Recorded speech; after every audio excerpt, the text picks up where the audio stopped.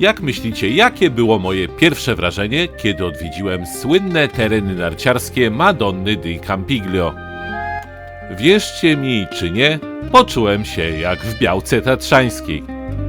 Nie, chciałbym uspokoić tych z was, którzy pomyślą, że oceniam tutejsze trasy jako białczańskie.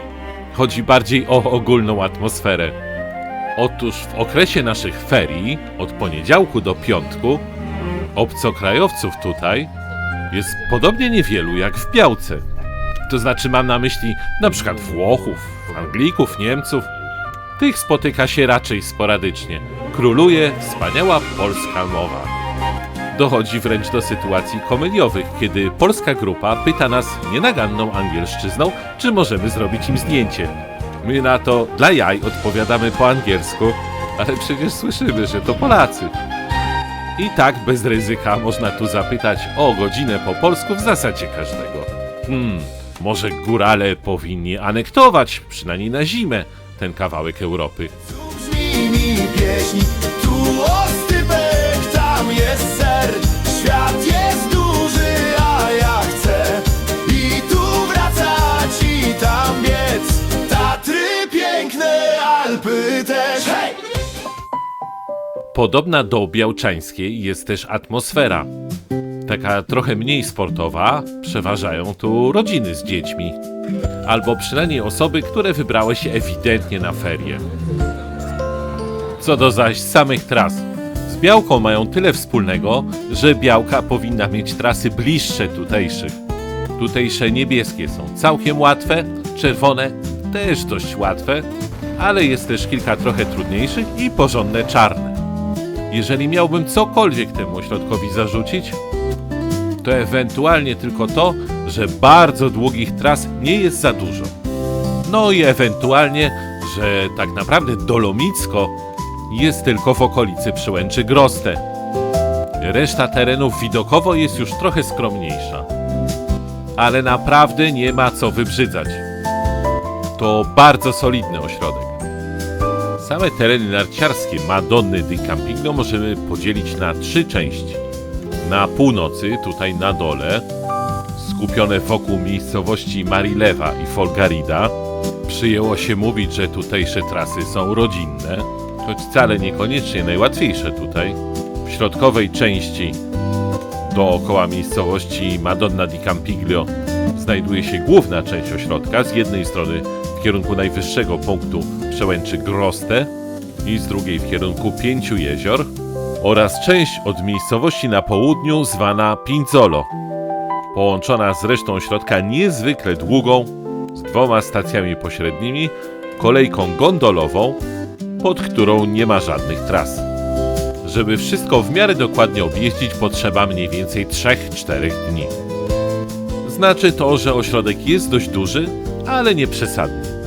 Jeśli kupimy nieco droższy karnet, mając nieco więcej czasu, będziemy mogli odwiedzić jeszcze kilka bardzo interesujących miejsc. Od północy leży Dolina Słońca, Val di Sole. Warto się tu na pewno wybrać na przełęcz Tonale, gdzie możemy pojeździć na lodowcu, bo ośrodek znajduje się znacznie wyżej i wjeżdżamy na 3000 metrów, co jednak w zależności od pogody może być zaletą, ale jednak też i wadą. Ale kiedy pogoda jest piękna, naprawdę warto. Podobnie ma się sytuacja z dużo mniejszym ośrodkiem PJ3000. Jak sama nazwa wskazuje, tu też możemy zjeżdżać z 3000 metrów. Sam ośrodek jest jednak bardzo malutki. Poza Doliną Słońca, ale dalej w droższym karnecie, leży jeszcze znakomity ośrodek Paganella, z którego możemy podziwiać główny masyw dolomitów Brenta, czyli ten, gdzie jest Przełęcz Groste, z drugiej strony, mając u stóp malownicze jezioro Molveno. Jego wadą może być to, że tutejsze trasy należą do dość trudnych. Wróćmy jednak do Madonny di Campiglio, bo o tym ma być ten film. Zróbmy sobie więc zatem wirtualną wycieczkę poprzez tereny narciarskie Madonna di Campiglio. Zacznijmy może od północy i jako punkt startowy wybierzmy Daolasa. Ta kolejka leży w środku pomiędzy Marilewą a Folgaridą. Po wjechaniu bardzo długą gondolą stajemy na skrzyżowaniu tras. Poza powrotem w dół możemy tu jechać w lewo lub w prawo. Zajrzyjmy najpierw w lewo, czyli na wschód. Bardzo długim i bardzo płaskim łącznikiem numer 18 możemy tu przejechać w stronę Folgaridy. Tutaj jest naprawdę białczańsko. Kilka mniejszych wyciągów na raz, orczyki dla początkujących i gra muzyczka. Jeden wielki festyn. No ale jednak to nie Białka. Sam zjazd w dół z tego miejsca to bardzo porządne, długie trasy. Od na przykład ta niebieska dwójka. To naprawdę kawał porządnego zjeżdżania. A obok są jeszcze czerwone i czarna. Do Daolasy z Folgaridy możemy wrócić podjeżdżając kawałeczek krzesłem, potem dosłownie żabi skok krótkim łącznikiem i jesteśmy tam, gdzie byliśmy przed chwilą. Teraz dla odmiany skierujmy się w prawo na zachód. Bywalcy podpowiadają, że jeżeli wjedziemy tu rano, to czym prędzej trzeba to zrobić. Potem wyciągi lubią się zapchać. Docieramy na Monte Vigo. To też jest skrzyżowanie, mamy tu kilka wariantów. Nim pojedziemy na południe, do dalszej części ośrodka, zajrzyjmy w odgałęzienie, które prowadzi stąd do Marilewy. Możemy tu zjechać albo czarną, całkiem stromą, choć krótką trasą, albo objechać niebieską. Ta odnoga jest również, nawet bardziej niż Folgarida, rozbudowana. Możemy zjechać w dół do Marilewy 1400, górnej części.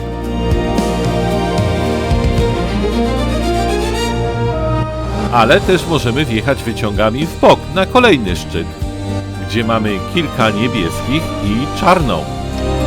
Zapewne wiele osób mieszkających w Marilewie zatrzymuje się w tej okolicy i jeździ tu praktycznie cały dzień. My jednak wróćmy na Monte Vigo. Czerwoną dziesiątką, umiarkowanie trudną, wyjedziemy z tej południowej części ośrodka w część centralną, w stronę Pradalago. Nie brakuje tutaj łagodnych niebieskich tras. Zjedźmy jedną z nich do punktu węzłowego. Na początku jest to czerwona 48, ale niezbyt stroma.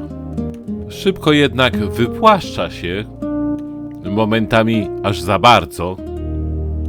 I tutaj mamy parę wariantów. Pojedźmy 50. Jako że jesteśmy w centrum ośrodka, będziemy jeszcze tutaj wracać. W końcu przejeżdżałem przez charakterystyczny mostek na przełęczy Karola Wielkiego. Startuje stąd gondola, bardzo długa, w kierunku najwyższego punktu ośrodka, czyli przełęczy Groste. Wraz z kolejnymi metrami podjazdu krajobraz robi się wreszcie dolomicki, bo wjeżdżamy w Gruppo di Brenta, czyli właściwe dolomity Brenta. To wszystko po drugiej stronie to był masyw Presanella, przez sławę ośrodka czasami mylnie przyporządkowany jako dolomity Brenta. Nie, dolomity Brenta to właśnie ta grań. I tu ciekawostka. Masowo przyjeżdżający tu narciarze najczęściej nie mają zielonego pojęcia, czym ten masyw jest latem. To fantastyczny rejon wspinaczkowy i miejsce, gdzie znajdziemy najpiękniejsze via ferraty świata, w tym słynną wielodniową Bocchettę, którą pokonuje się idąc od schroniska do schroniska. Jeśli ktoś chciałby się tu wybrać na rodzinny trekking latem, tutaj w okolicy przełęczy Groste albo po drugiej stronie w masywie Presanella, zapraszam do filmu na tym kanale, link w rogu, o letnim rodzinnym trekkingu w tym rejonie. Dobra, ale jesteśmy tu na nartach i wróćmy do nart. Halo, zimę poproszę. Spod przełęczy, a właściwie z nad przełęczy Groste, bo jedna z tras zaczyna się powyżej przełęczy, z wysokości ponad 2500 metrów prowadzi w dół jedna z najdłuższych, widokowa, rodzinna trasa o wielu wariantach. Na samej górze są jakieś czerwone, ale czemu one są czerwone? Zwykłe niebieskie. W środkowej możemy objechać płaską zupełnie miejscami niebieską, albo wariantem czerwonym, no który już naprawdę jest czerwony. Zaraz przy ponownym połączeniu możemy sobie skoczyć w bok pomału. Ta kolejka jest bardzo wolna. na przyjemną, krótką i przeważnie dość pustą trasę numer 65. Niezależnie, który z głównych wariantów zjazdu z Przełęczy wybierzemy, mamy do zjechania różnicę wysokości około kilometra na długości 6 do 7. Tutaj lepiej się rozpędzić, inaczej staniemy. I jeszcze jeden tip. Nie jedźcie tutaj prosto. Na mapce jest tu oznaczony co prawda przejazd do gondol, ale to jak lubicie nosić narty na plecach. Skoczcie wcześniej do krótkiej gondoli i zjedźcie na dół czerwoną 77. Nie jest znowu taka trudna, a oszczędzicie nerwów. Ale jeżeli jesteśmy już przy tej gondolce, to przesiądźmy się jeszcze w krzesła jadące do góry. Dostaniemy się nimi na niezbyt wybitny lokalny szczyt Spinale. Jest on jednak bardzo interesujący narciarsko. Bierze z niego początek kilka tras, zarówno w stronę Grozdę, Czerwone i kawałek Czarnej, ale też na wprost w kierunku miejscowości Madonna di Campiglio, dość znana tutaj Czarna Direttissima, czyli taka na wprost jak Szczelił. Bo warto też wspomnieć, że w tym ośrodku każda z tras ma oprócz numeru swoją oryginalną nazwę. Dobrze, przejedźmy z powrotem na drugą stronę doliny, opuszczając Gruppo di Brenta na rzecz masywu Presanella. Gondola zawiezie nas do miejsca zwanego Prada Lago. Stąd w dół ku dolinie rozpościera się bardzo szeroki i bardzo łagodny stok. Jego skrajem zjeżdżaliśmy już jakiś czas temu. Przez środek prowadzi na przykład trasa 50. To familijny klasyk. Bardzo łagodna, idealna dla początkujących, niezwykle szeroka. Na boki rozpościera się cała masa podobnych albo lekko trudniejszych wariantów. Rodziny mogą tu spokojnie spędzić cały narciarski dzień. I jeśli Białka Tatrzańska miałaby jakoś wyglądać, to właśnie tak jak tutaj. No cóż, niestety nie wygląda. Dobrze, a teraz się skupcie. Przedostanie się dalej nie jest ani łatwe, ani oczywiste. Albo możemy pojechać Czarną 57, Amazonia, ale powiedzmy sobie szczerze, to już trzeba naprawdę dobrze jeździć na nartach. Były nawet komentarze przy moich filmach, że trasa ta może dać w kość. Szczególnie po południu, kiedy bywa zniszczona. Jeśli chcielibyśmy się dostać dalej Niebieską, to trzeba odnaleźć to sprytnie ukryte miejsce. Takie niepozorne skrzyżowanie. Jak tam trochę powiosłujemy kijami albo krokiem łyżwowym, to dostaniemy się takim długim łocznikiem w to samo miejsce co Czarną. Dalej zawijamy taką nartostradą. Uwaga, ci tu nie stoją tak bez przyczyny. To jedyny wariant powrotu, też nieoczywisty. Jeśli pojedziemy tą gondolą, przyjrzyjmy się uważnie temu miejscu.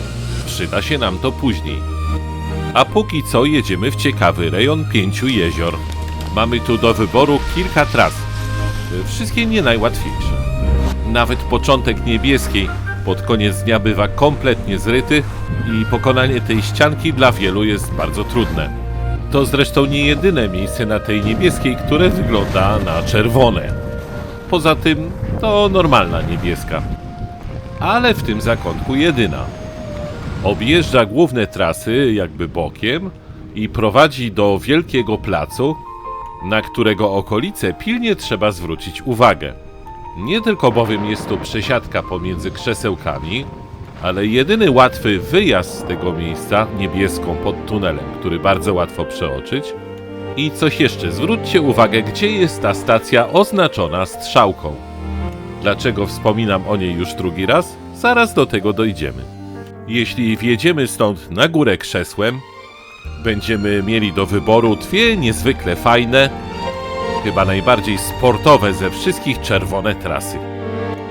Długie, szerokie, całkiem strome. Jak nic to rejon, gdzie można pojeździć sobie bardziej sportowo. Pierwsza prowadzi również przez ten plac i dalej w dół albo wariantem czarnym, albo bardzo stromym czerwonym. Druga, jeśli zaczniemy z samej góry, po pewnym czasie musimy odbić w lewo, wyprowadzi nas za wspomniany wcześniej mostek do miejsca, gdzie przyjechaliśmy z północnej części ośrodka. Generalnie można się tu najeździć. Żeby wrócić z powrotem, trzeba odbić we wspomnianym też już wcześniej miejscu, pod tunel do samego miasteczka Madonna di Campiglio. I stąd już gondolą wyjedziemy do odwiedzonego wcześniej Prada Lago. Ale jeśli chcielibyśmy pojechać jeszcze dalej w stronę Pinzolo, to radzę sięgnąć pamięcią do pokazywanej już 2 razy stacji gondoli. Leży ona konkretnie nigdzie.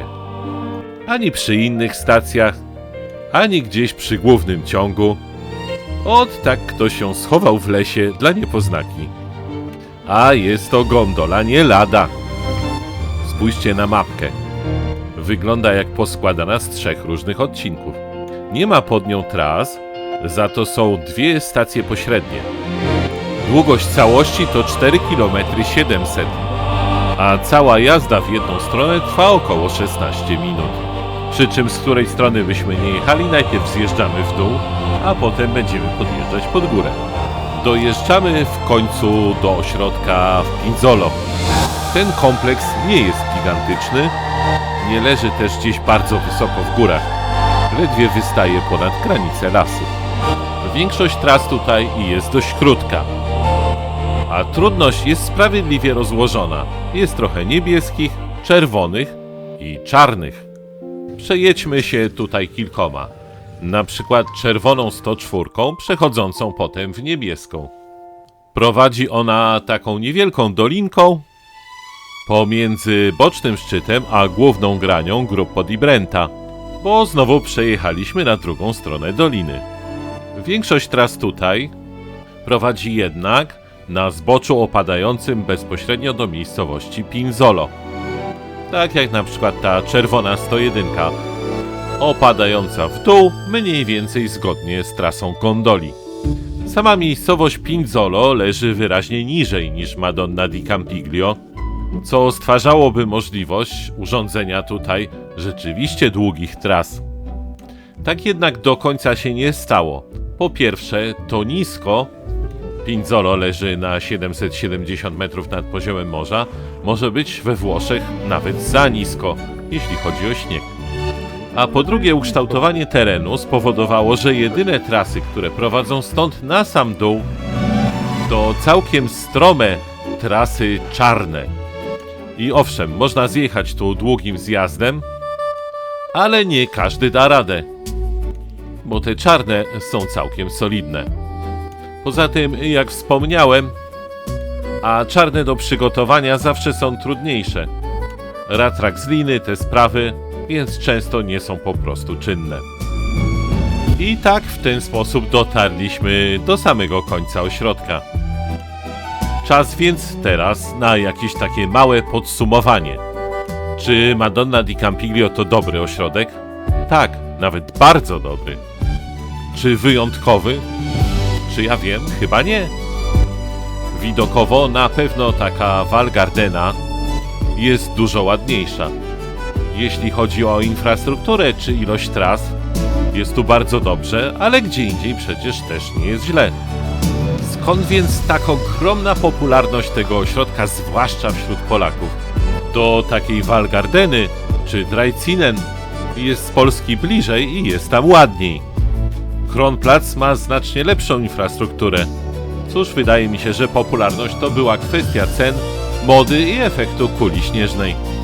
Znajomi polecali znajomym, ci swoim znajomym, Polski stał się tu popularny i tak się potoczyło. W każdym razie wstydu nie ma, można jechać. A na dzisiaj to już koniec.